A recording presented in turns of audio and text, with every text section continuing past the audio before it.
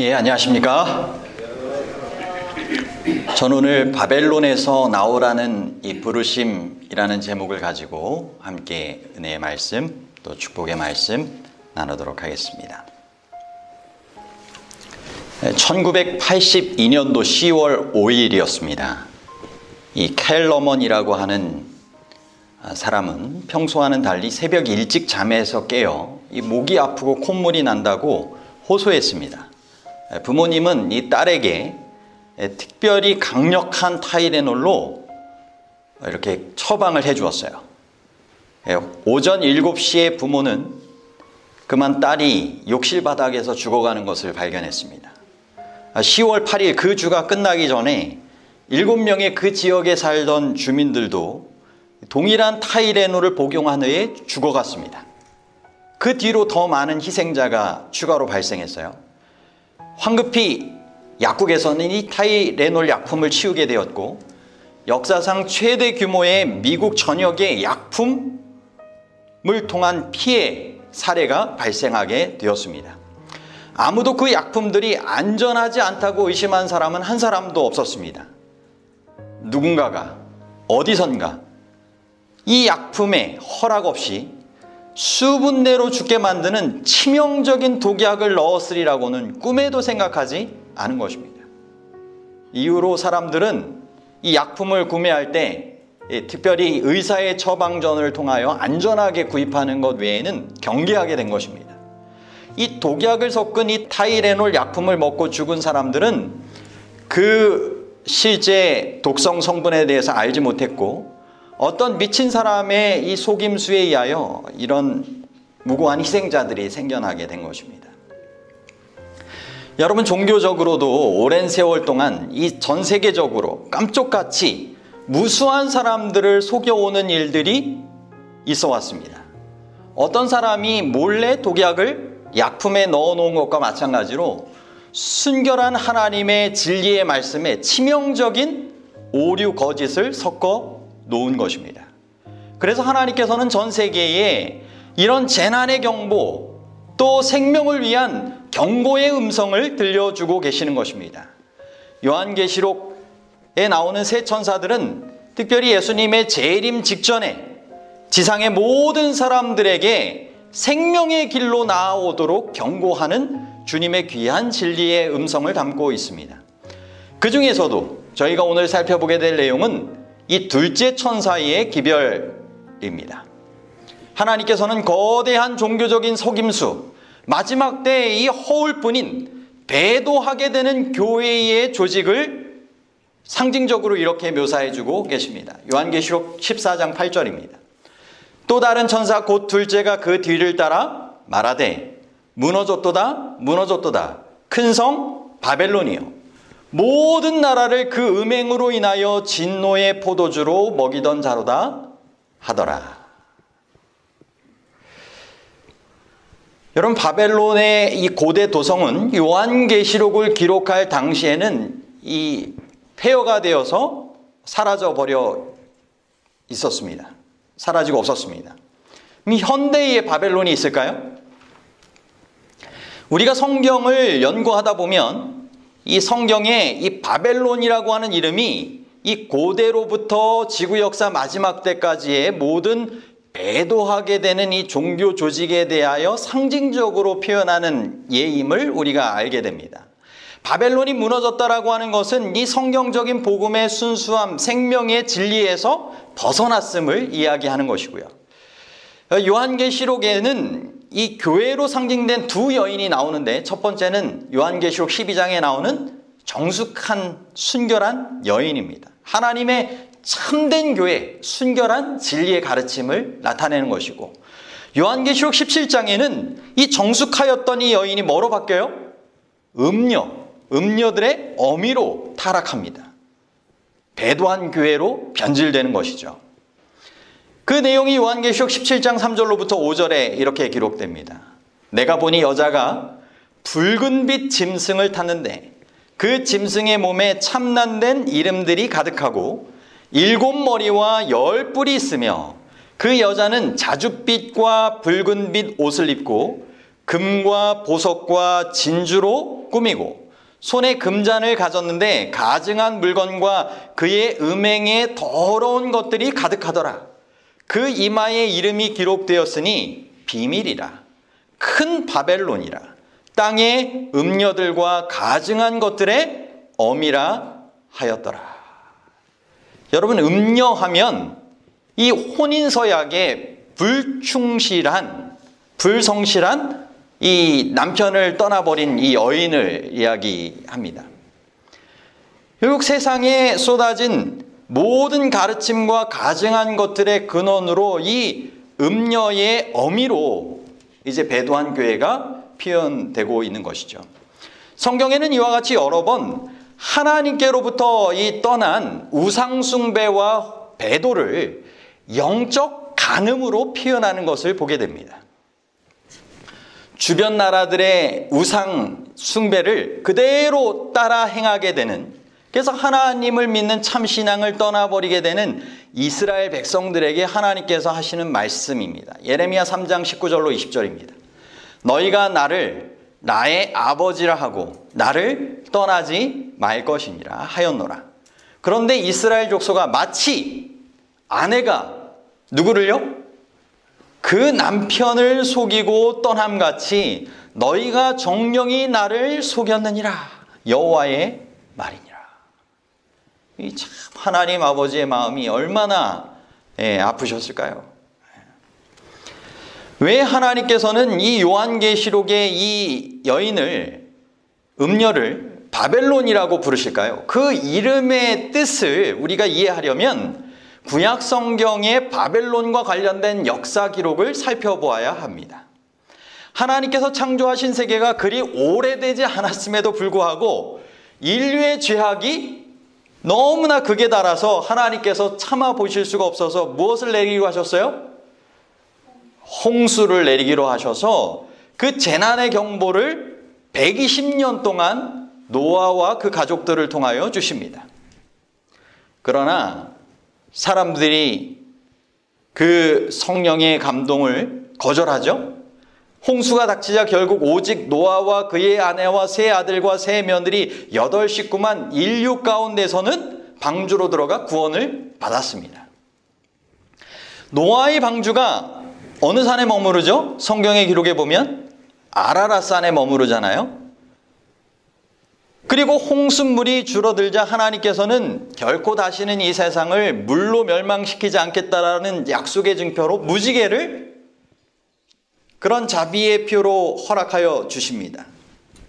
그러나 노아의 자손들이 증가하고 수세기가 지나면서 홍수로부터 더욱더 이 분리되어 정말 멀리 세월이 지나면서 이 무지개에 대한 언약을 깜쪽같이 잊게 되는 사람들이 생깁니다. 그리고 하나님은 노아의 후손들이 땅 위에 흩어져 하나님의 뜻을 증거하며 살도록 계획하셨음에도 불구하고 그 자손들 중에 보면 함을 통한 구스의 후손들이 다른 계획을 가진 것을 보게 됩니다. 하나님의 특별한 명령에 반항하여서 한데 뭉쳐서 거대한 도시를 건설하기로 한 것입니다. 그래서 그들은 아라랏산 지역을 떠나서 유브라데강 기슭에 있는 시날 평지의 자리를 잡습니다. 성경의 기록에 보면 창세기 11장 4절에 자, 성과 대를 쌓아 대 꼭대기를 하늘에 닿게 하여 우리의 이름을 내고 온 지면에 흩어짐을 면하자. 스스로의 안전장치를 찾으며 모든 일이 교만함과 우상숭배와 하나님께 반역하는 일을 하기로 선택한 것입니다. 그래서 그들은 그곳에 바벨탑을 쌓을 뿐만 아니라 그 탑 안에 보면 각종 우상숭배하는 것들이 즐비하게 가득 차 있었다고 했어요. 금과 은과 나무로 만든 우상들을 비롯하여 태양과 달과 별들을 숭배하고 심지어는 자녀들까지도 무수한 신들의 제단 위에 제물로 바치는 일을 했다라고 하는 것입니다. 하나님께서 결국 내려오시죠. 창세기 11장 7절로부터 9절에 자, 우리가 내려가서 거기서 그들의 언어를 혼잡케 하여 그들로 서로 알아듣지 못하게 하자 하시고 여호와께서 거기서 그들을 온 지면에 흩으신 고로 그들이 성 쌓기를 그쳤더라. 그러므로 그 이름을 무엇이라고요? 바벨이라 하니 이는 여호와께서 거기서 온 땅의 언어를 혼잡게 하셨습니다. 여호와께서 거기서 그들을 온 지면에 흩으셨더라 라고 말씀하고 있습니다. 바벨탑 건설 중에 이제 의사소통이 불가능해진 것입니다. 완전히 포기할 수밖에 없는 상황이 된 것이죠.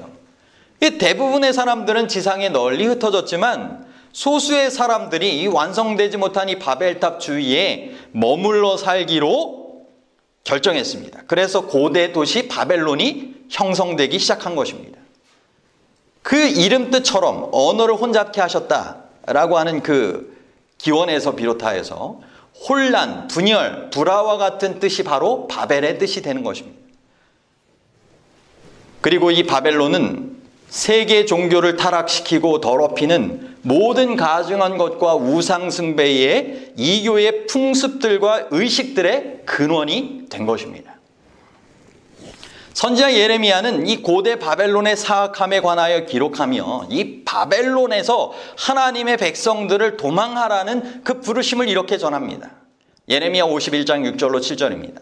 바벨론 가운데서 도망하여 나와서 각기 생명을 구원하고 그의 죄악으로 인하여 끊침을 보지 말지어다. 이는 여호와의 보수의 때니 그에게 보복하시리라. 온 세계로 취하게 하는 열방이 그 포도주를 마시고 인하여 미쳤도다. 취하고 미치게 하는 그 일들, 죄악의 일들이 그 바벨론에 성행하였기 때문에 그곳에서 나와 도망하라고 말씀하신 것입니다. 세상 나라들이 이 바벨론의 간섭과 거짓 가르침을 그렇게 받아들인 것입니다. 여러분, 고대 국가들만 그렇게 했을까요? 오늘날의 기독교 역시 고대 바벨론에서 비롯된 이교의 풍습과 교리들이 고스란히 전해져 왔습니다.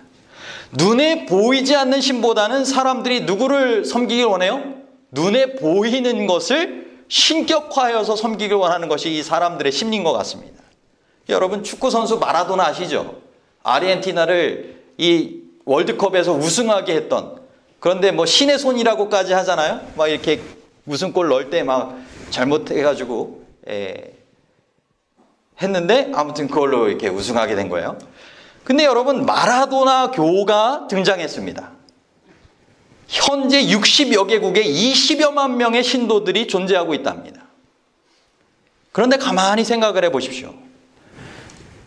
첫 남미 출신이자 아르헨티나 출신의 교황이 지금 현재의 프란치스코 교황입니다. 사람을 신격화하게 되는 대표적인 인물 가운데 또한 한 사람 아닐까요?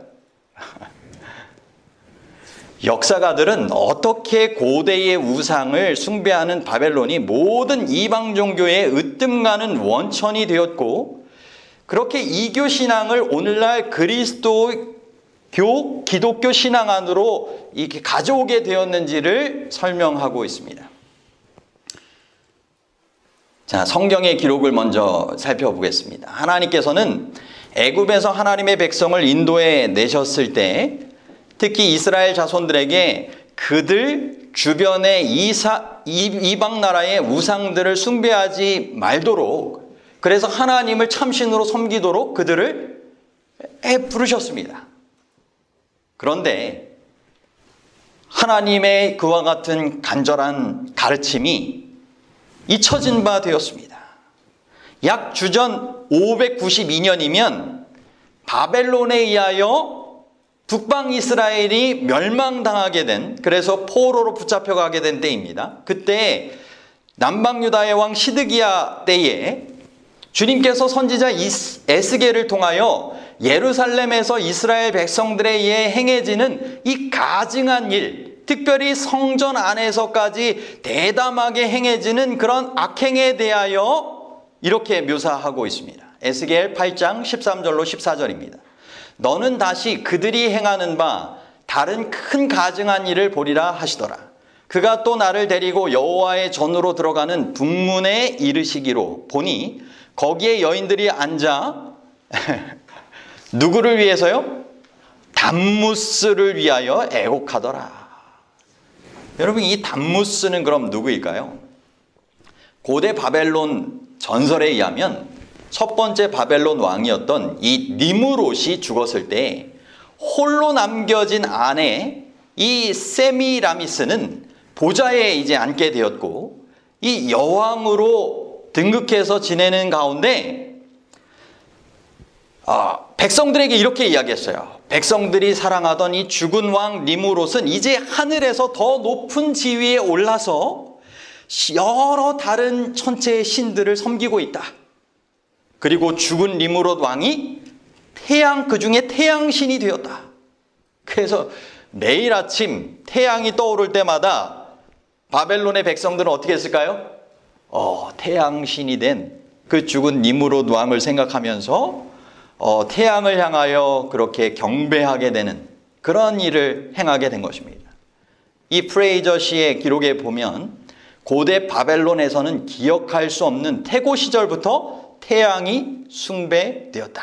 이게 가장 오래된 우상 숭배의 관습이 그렇게 시작된 것입니다. 그런 다음에 2년 후에 참 이상한 일이 일어났는데, 이 세미라미스 여왕이 자신이 임신하였음을 알게 됐습니다. 남편도 없이. 그게 참 당황스럽잖아요. 발표를 해야 되다 보니까 이렇게 이야기했어요. 이것은 기적에 의한 수태이다. 태양신이 된 이 죽은 남편 니므롯 왕이 그 태양빛의 은혜를 쫙 비춰줌을 통하여 축복을 받아 임신하게 되었으니까, 이 아들은 태양신의 직계 아들이다. 그래서 육신으로 온 신으로 그의 태중에서 낳게 된 이 아들을 신으로 섬기게 했습니다. 그리고 그 이름이 담무스였습니다. 그리고 자신은 뭐가 되었을까요? 이제 신을 낳은 어머니가 된 것입니다. 이렇게 해서 어머니와 이 아들을 숭배하게 되는 이 전통이, 신의 어머니와 이 신을 섬기게 되는 이런 일이 그 주변 고대 세계에 참 여러 나라의 다른 이름으로 퍼져서 이제 진행되게 됩니다. 담무스는 그럼에도 불구하고 요절했어요. 그래서 그 매년 살아나고 매년 한 번씩 죽는다고 또 이야기가 되어서 담무스 축제가 펼쳐지게 되었고, 이것이 고대 바벨론에서 가장 널리 행해진 축제 가운데 하나가 된 것입니다. 사람들은 40일간 담무스를 위하여 울면서 금식하였습니다. 그래서 태양신의 아들인 담무스를 위해 성전문에서 이스라엘 여인들이 뭐 하고 있는 거예요? 애곡하는 모습이 선지자 에스겔에게 보여진 것입니다.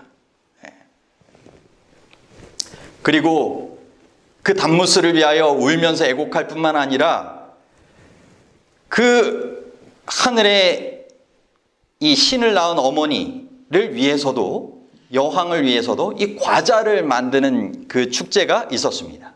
그래서 예레미야 7장 17절로 18절에 보면, 너는 그들이 유다 성읍들과 예루살렘 거리에서 행하는 일을 보지 못하느냐? 자식들은 나무를 줍고 아비들은 불을 피우며 부녀들은 가루를 반죽하여 하늘 황후를 위하여 과자를 만들며 그들이 또 다른 신들에게 전제를 부음으로 나의 노를 격동하느니라. 참 이런 이 풍습이 이 하나님을 믿는 백성들 가운데, 하나님의 성전 가운데서 또 행해지는 것입니다. 이어지는 그런 내용 가운데 보면요, 에스겔 8장 16절, 22장 26절에는 여호와의 전 문 앞 현관과 제단 사이에 약 25인이 여호와의 전을 등지고 낫을 동으로 향하여 동방태양에 경배하더라. 그 제사장들은 내 율법을 범하였으며 나의 성물을 더럽혔으며 거룩함과 속된 것을 분별치 아니하였으며 부정함과 정한 것을 사람으로 분별하게 하지 아니하였으며 그 눈을 가리워 나의 안식일을 보지 못하게 하였으므로 내가 그 가운데서 더럽힘을 받았느니라. 참 이와 같은 일이 있게 되면서 결국 우상 숭배로 말미암아 예루살렘 도성이 멸망하게 되고 그분의 백성들이 바벨론의 포로로 붙잡혀 가게 되는 이 쓴 교훈을 철저하게 포로 생활을 통하여 배우게 되는 것입니다. 이제 결코 다시는 우상 숭배로 나아가지 않겠다 결심했겠죠? 그런데 머지않아 하나님의 백성들은 극단적인 율법주의로 변해버립니다. 단지 형식과 의식만을 간직하고 하나님께 대한 심령에서 그 우러나오는 진심 어린 사랑의 교제가 아닌 내가 포로로 붙잡혀가지 않고 벌을 받지 않기 위한 형식적인 마치 우상을 섬기듯이 이 형식적인 제사와 예전만을 그냥 행한 것입니다. 그리고 그들의 신 메시아로 로마로부터 이후에 보면 경제적으로 또는 정치적으로 구원해줄 현실적인 왕을 메시아로 구하며 원했던 것입니다. 예수님이 오셔서 그래서 그 당시 하나님의 백성들에게 인류에게 이 복음의 순수함을 가르쳐 주십니다. 참다운 죄와 죄의 용서, 구원의 기쁨과 하늘 천국의 소망을 그들에게 기별로 허락하여 주신 것이죠. 그런데 사도들이 이제 그리스도 승천하신 이후에 그 교리의 순수함을 유지했는데 이 바울의 시대에 머지않아 다시 배도가 일어나게 되는 모습을 보게 됩니다. 사도행전 20장 29절로 30절에 보면 또 내가 아는 것은 내가 떠난 후에 흉악한 이리들이 너희 가운데로 들어와서 양떼를 아끼지 아니할 것이며 또한 너희 가운데서도 사람들이 일어나서 왜곡된 것을 말하여 제자들을 끌어내어 자기들을 쫓게 할 것이라. 기독교 초기부터 박해가 시작됩니다. 처음에는 유대인들로부터, 다음에는 로마 황제로부터 이 사단이 이 기독교 신앙을 박해하기 위하여 정말 가혹한 박해를 하게 되고 그리스도인들을 심지어 불태워 인신분향으로 드리게 합니다. 그리고 로마 황제들은 자신들을 신격화하여 숭배하게 만든 것이죠.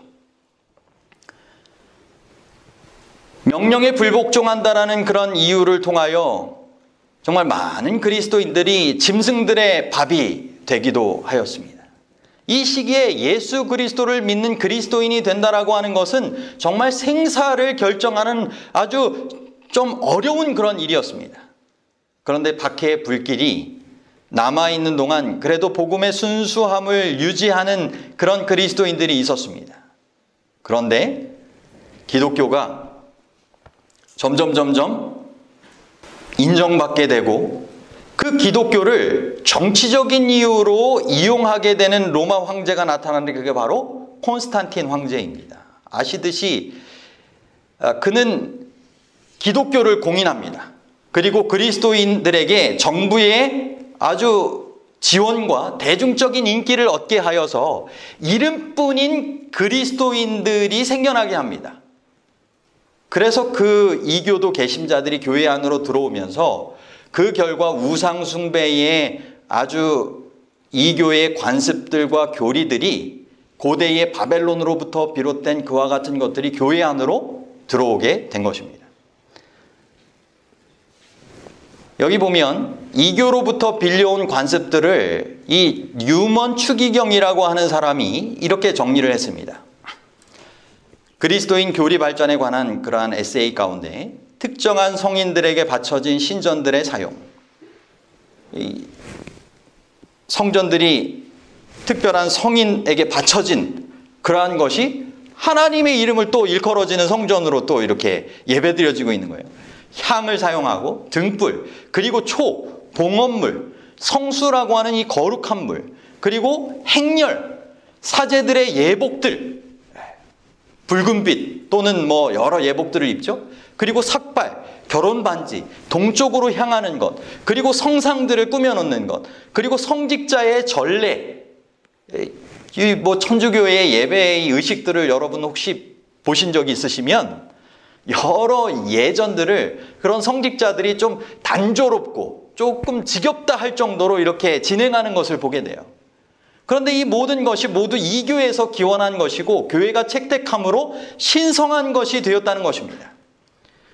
여러분, 최초의 교황으로 일컬어지는 이 베드로 아시죠? 로마의 성 베드로 대성당에는 이 베드로의 조각상이 있습니다. 그의 머리 위에는 태양 원반이 있어요. 그런데 이 조각상이 원래 태양 숭배에 바쳐진 우상이었다라고 하는 것을 표시하는 것입니다.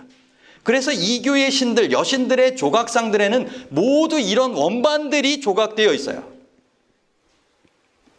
여러분, 로마 천주교회는 이러한 이교 관습들을 채택한 것을 스스로가 인정을 합니다. 그야말로 영적 바벨론이 된 음력, 그 음행의 포도주로 만국을 미혹하고 취하게 하는 모습을 우리는 분명히 보게 되는 것입니다.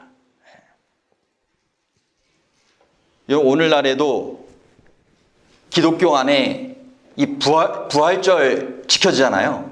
근데 여러분, 이게 봄과 다산의 여인에게 바치는 이 축제일이 예수님의 부활을 적용시켜가지고 그것을 이렇게 풍습으로 교회 안으로 들여왔고요. 그때 이교의 풍습의 전통이었던 달걀과 관련된 풍습도 부활절에 고스란히 그대로 행하는 모습을 보게 됩니다. 크리스마스는 또 어때요? 이 태양의 생일로 일컬어지는 그때, 동지와 관련된 그때, 그 이교의 그러한 태양의 생일을 예수님의 탄생일 크리스마스로 이렇게 일컬으면서 들여오지 않았습니까? 일요일 예배도 마찬가지죠. 일요일 태양의 날에 대한 웹스터 사전에 보면 그렇게 부르는 이유는 이 날이 고대의 태양 혹은 태양 숭배에 바쳐졌기 때문에 오늘날도 이 썬데이라고 불려진다는 것입니다. 카톨릭 세계에 보면 태양은 이교도들에게 으뜸가는 신이었다. 이 고대 바벨론의 역사 보셨잖아요. 그러므로 교회는 다음과 같이 말해온 것으로 보여진다. 그 오래된 이교의 이름을 유지하라. 그것은 성별되고 신성하게 남아있어야 한다. 그래서 이런 식으로 발데르에게 바쳐진 이교의 일요일이, 그러니까 그때 당시에 그 주변에 여러 태양을 숭배하는 전통이 다른 이름으로 이렇게 일컬어졌다고 했잖아요. 그래서 그런 우상 숭배의 발데르에게 바쳐진 이교의 일요일이 기독교의 일요일이 되었고 예수님에게 바쳐졌다. 여러분, 현대의 바벨론이 실제 있는 것입니다. 하나님의 말씀이 무시되거나 타협되고 있는 여러 많은 모습들이 이루어지고 있는 것입니다. 이교의 태양신에게 예배드렸던 날이 오늘날 예수님을 예배하는 날로 지켜지기도 있기도 하고요. 오늘날 교회의 모습들이 어떠합니까? 이 뉴욕의 인디펜던트지의 한 기자가 남긴 말을 보면 경건한 자와 불경건한 자를 나누는 경계선은 마치 그림자 속에 들어간 것처럼 애매하다는 것입니다. 그리고 양편의 열성자들은 각각 자기들의 행위와 향락의 상태에 존재하는 온갖 차이점을 없애려고 노력하고 있다. 여러분, 교회 안에 자기의 정치적인 유익을 위하여, 경제적인 유익을 위하여 들어오게 되는 신앙인들이 있는 것입니다. 흔히 그 교회의 힘을 통하여 이 세상의 권력을 잡으려 하고 명예를 추구하는 그런 이들, 세상의 유행을 그대로 따라 행하는 일들이, 세상과 타협하는 일들이 이 시대의 교회 안에 이루어지고 있는데 그것이 바로 현대의 바벨론의 모습이라는 것입니다. 그리고 많은 개신교도들이 오늘날도 로마 교회의 잘못된 이교의 그와 같은 전통과 교리들을 그대로 답습하여 예배하고 있다는 것입니다. 마치 엄마의 잘못된 모습이 나와서 정말 싫어가지고 집을 나왔는데 여전히 그런 잘못된 모습을 자녀가 따르고 있다면 좀 뭔가 문제가 있는 것이죠. 고대의 그 카톨릭 이전의 교회가, 구교가 문제가 있다고 해서 개신교, 저항에서 나온 사람들이 개신교인데 누구를 따르고 있어요?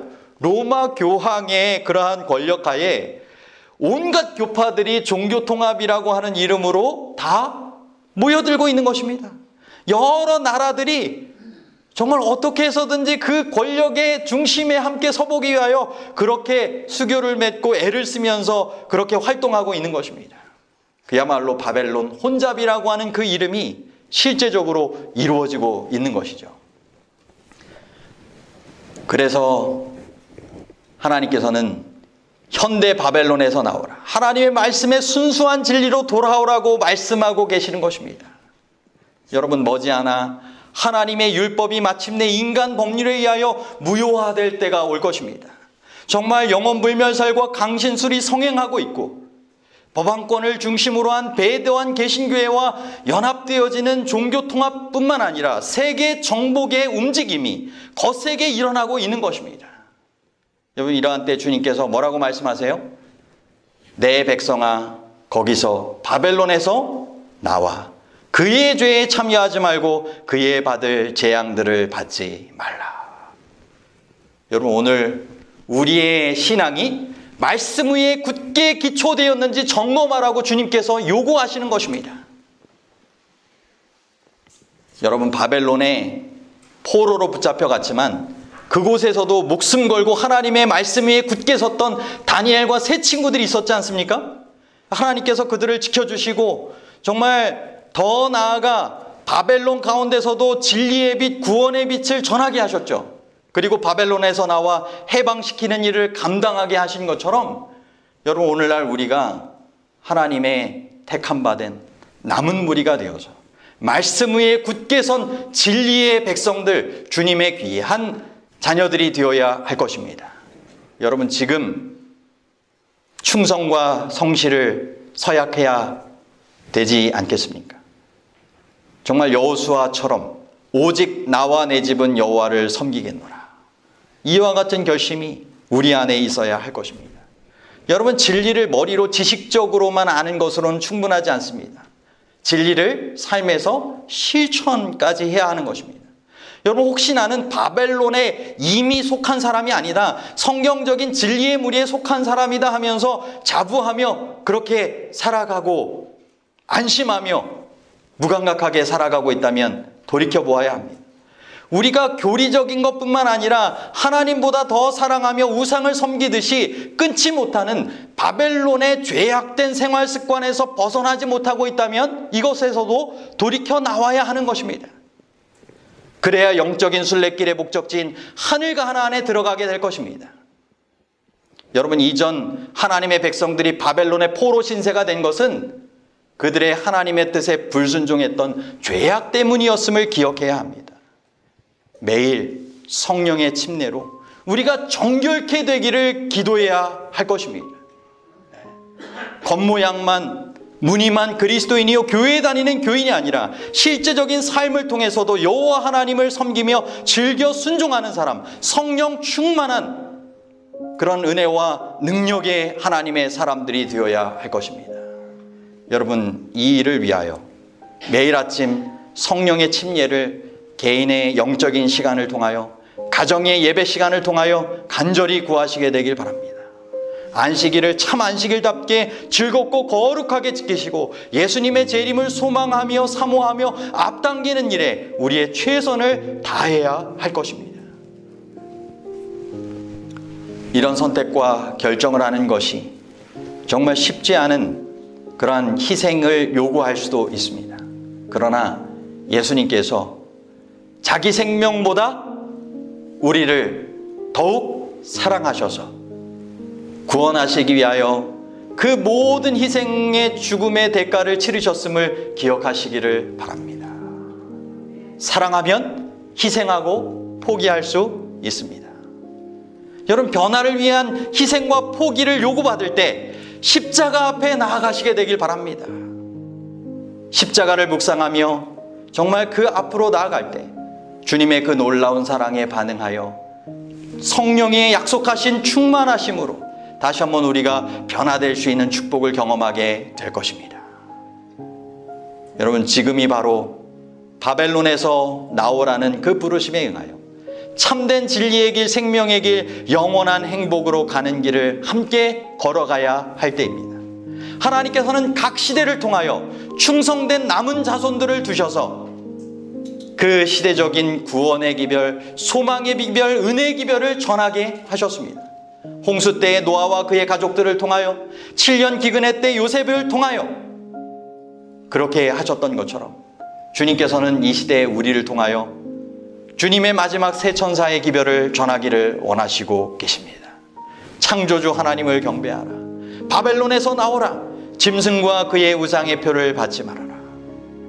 여러분, 이사야 60장 1절에 기록된 것처럼 일어나라, 빛을 발하라. 이는 내 빛이 이르렀고 여호와의 영광이 내 위에 임하였음이니라.